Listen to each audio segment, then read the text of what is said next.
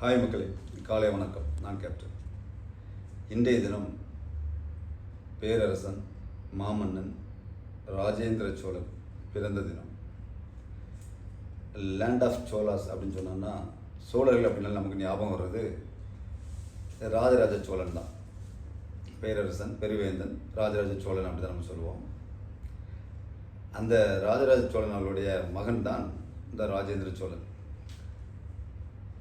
இந்த சோழா என்ற இடத்துல நம்ம பெருவேந்தர்கள்னு சொல்லினா நிறைய பேர் இருக்காங்க. அந்த ஆரம்ப கால சோழர்கள் எடுத்துக்கிட்டோன்னா சுந்தர சோழர், மதுராந்தக சோழர், முதலாம் மதுராந்தகர், இரண்டாம் மதுராந்தகர், இந்த மாதிரிலாம் நிறைய வருது.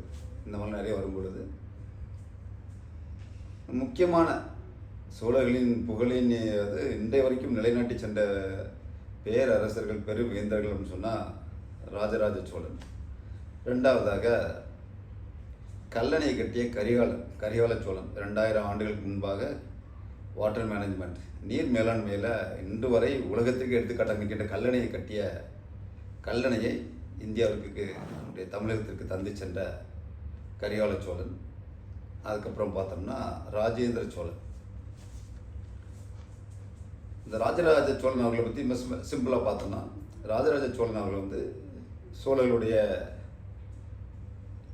சோழர்களுடைய அந்த ஆட்சி வரம்புக்கு உட்பட்டிருந்த இந்த ஏரியாஸ் அதை வேறு லெவலுக்கு பெருவாரியாக விரிவாக எடுத்து சென்ற மன்னர்னா அது ராஜராஜ சோழர்கள் தான்.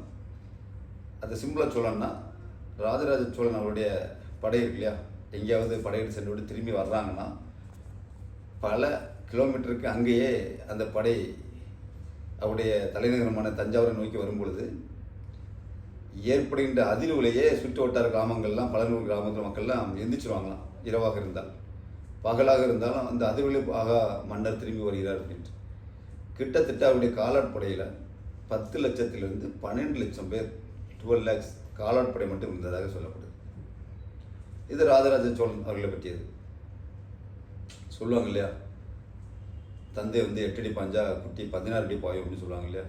ஸோ ராஜராஜ சோழன் அவர்கள் 8 அடி பாஞ்சா அவருடைய மகன் ராஜேந்திர சோழன் 16 அடி இல்லை, பல 100 அடிகள் தாண்டி பாஞ்சார்னு சொல்லணும். ராஜராஜ சோழனுக்கு இருக்கிற அந்த பெயர் இருக்குல்ல, சிறப்பு பெயர்கள், அந்த பெயரை சொல்லும் அவருடைய வீரத்துக்கும் திறமைக்குமான சான்று. கங்கை கொண்டான், கடாரம் என்றான், மும்முடி சோழனின் களிர், இந்த மாதிரிலாம் பல பேர் இருக்குது அவருக்கு, ஏகப்பட்ட பேர் இருக்குது. அதில் குறிப்பாக நம்முடைய வரலாற்று புத்தகங்கள் பார்த்து பார்த்தீங்கன்னா கங்கை கொண்டான், கடாரம் கொண்டான். அது என்ன, ராஜேந்திர சோழன் அவர்களுக்கு கங்கை கொண்டான் பேர். சரி, முதல்ல ராஜேந்திர சோழன் அவர்கள் பிறந்த வருடம் எடுத்துக்கிட்டோன்னா 1014 வருடம் பிறக்கிறாரு. ராஜராஜ சோழன் அவர்களுக்கு 12 மனைவியர், அதில் 12வது மனைவி தான் பிறக்கிறாரு நம்ம ராஜேந்திர சோழன். அவருக்கான இயற்பெயர் பார்த்தீங்கன்னா மதுராந்தக சோழன் தான். முன்னோர்கள் பேரை தான் அப்படி வச்சு பேர் வைக்கிறதா வழக்கம். ஸோ முன்பு உள்ள ஒரு சோழர் அவர்களுடைய பேரை தன் முன்னோர் பேரான மதுராந்தக சோழன் தான் வைக்கிறாரு. 15வது வயதில் இருக்கும்போதே ராஜராஜ சோழன் என்ன சொல்கிறாருன்னா, இவர் தான் என்னுடைய பட்டத்து இளவரசன் அறிவிக்கிறார். ஸோ 15ஆம் வயதிலிருந்தே ராஜேந்திர சோழன் என்ன பண்ணால் மைண்டை அவர் ஃபிக்ஸ் பண்ணிடுறாரு, நம்ம தான் அடுத்த அரசன், பேரரசன். சேர பாண்டியர்கள்லாம் உள்ளடக்கி இருக்குது, எங்களுக்கு கீழே தான் வச்சுருக்காங்க அந்த டைமில் ராஜராஜ சோழனுடைய இதில். ஸோ இவ்வளோ பெரிய பேரரசன் நாம் தான் ஆட்சி செய்ய போகிறோம் அப்படிங்கிறத அந்த ஒரு வேட்கையில் 15ஆம் வயதுலேருந்து அவருக்கான போருக்கான பயிற்சிகளும் கொடுக்கப்படுது. வால் பயிற்சி, விற்பயிற்சி, குதிரை ஏற்றம், இப்படி எல்லா விஷயங்கள்லையும் வெகு விரைவாக தேடுறாரு. தன்னுடைய 25ஆம் வயது 20 to 25 வயதுக்குள்ளேயே தந்தை ராஜராஜ சோழனோடு சேர்ந்து பல போரில் சென்று பல வெற்றிகளை பெற்றுக் கொடுக்குறாரு. அது ராஜராஜ சோழனுக்கு மிகுந்த மகிழ்ச்சி. சரி, நம்ம கரெக்டாக தான் சூஸ் பண்ணியிருக்கோம், அடுத்த இந்த பேரரசுக்கு, இந்த சாம்ராஜ்யத்துக்கான அரசனை நம்ம கரெக்டாக சூஸ் பண்ணியிருக்கோம்னு ராஜராஜ சோழனுக்கு ரொம்ப சந்தோஷம். ஸோ இப்படிப்பட்ட சூழ்நிலையில் அரியணை ஏறுறாரு. ராஜராஜ சோழன் இறந்த பின்பு அரியணைக்கு வர்றாரு ராஜேந்திர சோழன். அப்போ ராஜேந்திர சோழன் இந்த நேரத்தில் இந்த சோழ சாம்ராஜ்யத்திற்கு பெரும் தலைவலியாக இருந்தவர் யாருன்னு கேட்டிங்கன்னா சாளுக்கியர்கள். யாருன்னா கன்னட மன்னர்கள். மேலே சாளுக்கியம் கீழே சாளுக்கியம்லாம் பிரிஞ்சிருக்காங்க. அவங்க பெரும் ஹெட்டாக இருக்குது. ஸோ அவர்களால் ஒடுக்கன்னு முடிவு பண்ணுறாரு. அது மட்டும் இல்லாமல் தன்னுடைய தந்தை வந்து தலைநகராக தஞ்சாவூர் வச்சிருக்கிறார் ராஜராஜ சோழன். இவர் தன்னுடைய தலைநகரே மாற்றணும்னு நினைக்கிறாரு. நம் தந்தையை மாதிரி நாமும் வேறு மாதிரி தன்னுடைய முத்திரையை வந்து வரலாற்றில் பதிக்கணும் அப்படின்னு ஆசைப்படுறாரு. அதுக்காக அவர் வச்சிருந்த ஒரு பிளான் வேறு மாதிரி பிளான். அதுதான் அவருக்கு வந்து இந்த கங்கை கொண்டான் அப்படிங்கிற ஒரு பேரை பெற்று தருது. என்ன பண்ணுறாருன்னா, தான் கட்ட இருக்கிற இந்த புதிய தலைநகருக்கு கங்கையிலேருந்து நீர் கொண்டு வரணும் அப்படின்னு ஆசைப்படுறாரு அவர். அதுக்கான முயற்சியாக அதை தாண்டி போனால் நம்மளுக்கு சாளுக்கியர்களை தான் தாண்டி போகணும். தமிழ் சவுத்தில் இருந்து அங்கே வரை செல்லணும். எங்கள் இந்த வெஸ்ட் பெங்கால்னு சொல்கிறோமே, வங்காளம் வரைக்கும் சென்றால் தான் கங்கையிலும் தண்ணி கொண்டு வர முடியும். அதுக்கு தயாராகிறார் ராஜேந்திர சோழன். படையெடுத்து போகிறாரு, சாளுக்கியர்களை கட்டுப்படுத்துகிறாரு. மேலே சாளுக்கியர் கீழே சாளுக்கியர் 2 வரையும் கட்டுப்படுத்தி தன்னுடைய ரெப்ரஸன்டேட்டிவ் வைக்கிறாரு. இன்னும் முன்னே போய் என்ன பண்ணுறாருன்னா, ராஜேந்திர சோழன் கோதாவரி நதிக்கரையில் அவர் கால் பண்ணுறாரு. அவர் இருக்கிறார். கோதாவரி நதின்னு சொல்லி எங்கேருந்து வந்து பார்த்தீங்கன்னா கிட்டத்தட்ட 1450 கிலோமீட்டர் அதை வந்து பயணிக்கக்கூடிய பெரிய ஒரு ஆறு ரிவர். கங்காவுக்கு அப்புறம் லாங்கஸ்ட் ரிவர் இன் இந்தியா வந்து கோதாவரி தான்.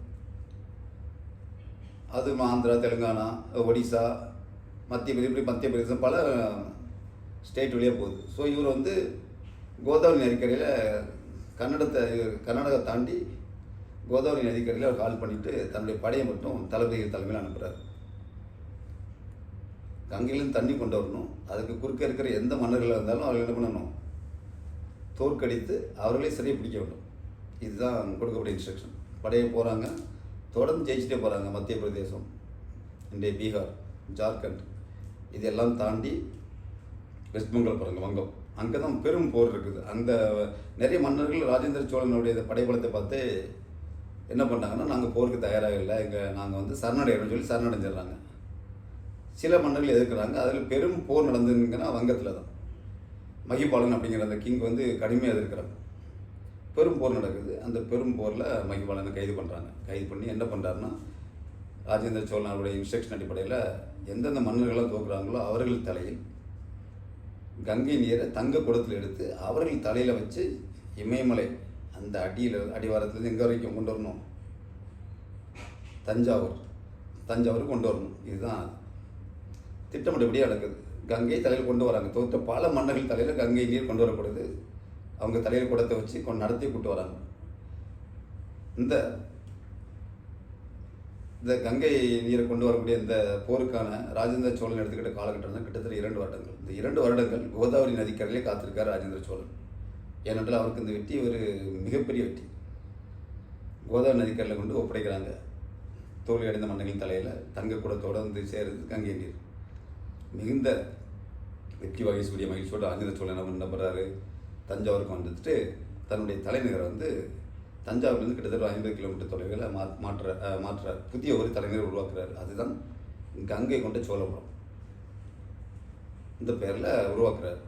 அரண்மனையும் சுற்றி கிராமங்களையும் உருவாக்குறாரு. பெரிய அரண்மனை 1200 ஏக்கர் சுற்றளவுன்னு சொல்லப்படுது. சுற்றளவில் அரண்மனை, கிராமங்கள் எல்லாத்துக்கும் வேலைகள் நடக்குது.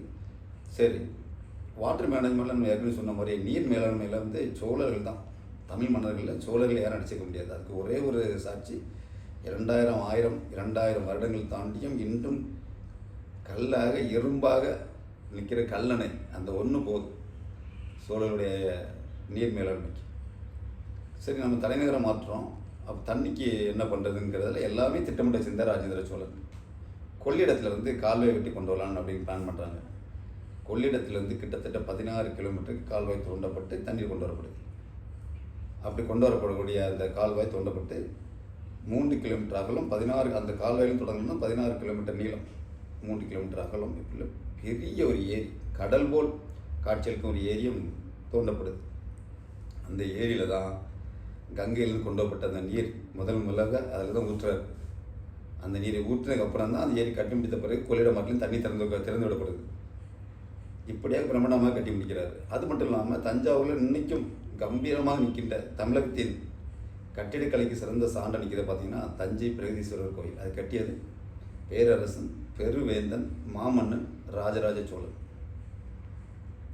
தன் தந்தை போலவே எல்லா விஷயங்களிலும் முத்திரை பதிக்கணும்னு ஆசைப்பட்ட ராஜேந்திர சோழன் என்ன நினைக்கிறாருன்னா, அதே போலவே ஒரு கோயிலை இவங்க கட்டணும்னு ஆசைப்படுறாரு. கங்கை கொண்ட சோழீஸ்வரர்னு கோயில் கட்டார். இன்றைக்கும் அந்த கோயில் இருக்குது. கங்கை கொண்ட சோழபுரம் அந்த ஏரியாவில் இன்றைக்கும் சிதிலுண்ட அந்த அரண்மனையில் இன்றைக்கும் இருக்குது. பாகங்கள் இன்றைக்கும் பார்க்கலாம். இன்றைக்கி அங்கே வந்து இந்திய தொல்பொருள் ஆராய்ச்சியுடைய ஆராய்ச்சியினுடைய கட்டுப்பாட்டின் கீழ் கொடுக்கப்பட்டு தொடர்ந்து ஆய்வு நடக்கப்படுது. அதில் கிட்டத்தட்ட ஒரு 62 ஏக்கர் சுற்றளவுள்ள அரண்மனைன்னு சொல்ல கண்டுபிடிச்சிட்டாங்க. கங்கை கொண்ட சோழபுரத்தில் அவ்வளோ பெரிய பிரம்மாண்டமான நகரை உருவாக்கியிருக்கிறார். இப்படிப்பட்ட போற்றுதலுக்குரிய ராஜேந்திர சோழன் இந்தியாவோட மட்டும் நின்றுல, அவருடைய விசனே வேறு மாதிரி இருந்தது. ஓகே, பகை அடக்கிய சோழன், பகை முடித்த சோழன்லாம் இப்போ எல்லா பேரும் வாங்கிட்டார். அவர் பகைவர்கள் இல்லைன்னு ஆகிப்போச்சு இந்தியாவில். அப்போ என்ன நினைக்கிறான்னா, ஓகே பகையெல்லாம் முடிச்சாச்சு, நான் அடுத்த கட்டத்துக்கு போனோம்னா மணி, இன்கம், நாட்டுக்கான பொருளாதாரத்தை நம்ம வந்து உயர்த்த வேண்டும் என்றால் நம்மை சுற்றி இருக்கிற எந்த ஒரு தீவாக இருந்தாலும் அங்கே வந்து அந்த தீவு சோழர்களுக்கான தீவு, சோழர்களின் கட்டுப்பாட்டில் இருக்கிற தீவாக இருக்கணும். அப்போ தான் தன்னுடைய களங்களை நிற்க முடியும். வெளிநாடுகள் வந்து யூரோப்பில் இருந்தும் கிழக்கு ஏசியா தெற்காசியா எங்கேருந்து கப்பல்கள் வந்தாலும் நம்முடைய சோழர்களின் போர்ட்டுக்கு துறைமுகங்களுக்கு தான் வரணும். அதன் மூலம் தான் நாம் வந்து வணிகத்தில் கொளிக்க முடியும்னு யோசிக்கிறார். அப்போ அது செய்யணும் என்ன பண்ணுறது சொல்லி கடல் கடந்து நாம் படையெடுப்போம்னு முடிவு பண்ணுறார்.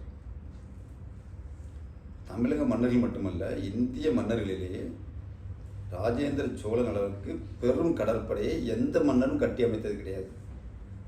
ராஜேந்திர சோழன் பெரும் கடற்படையை கட்டி அமைக்கிறார். கடல் கடந்து பல நாடை பிடிக்கணும்னா சாதாரண விஷயம் இல்லை. அதுக்கு எவ்வளோ களங்கள் தேவைப்படும். பாய்மர களங்கள், பெரும் பாய்மர களங்கள் கட்டப்பட்டு பல உடல் கட்டப்பட்டு ராஜேந்திர சோழன் பண்ணுறாரு. கிளம்பி போகிறார். முதல்ல அவர் போகிற இடம் ஸ்ரீலங்கா, இலங்கையை நோக்கி போகிறார். ஏன்னா இலங்கைக்கும் இவங்களுக்குமான ஒரு பெரிய ஒரு இது உண்டு.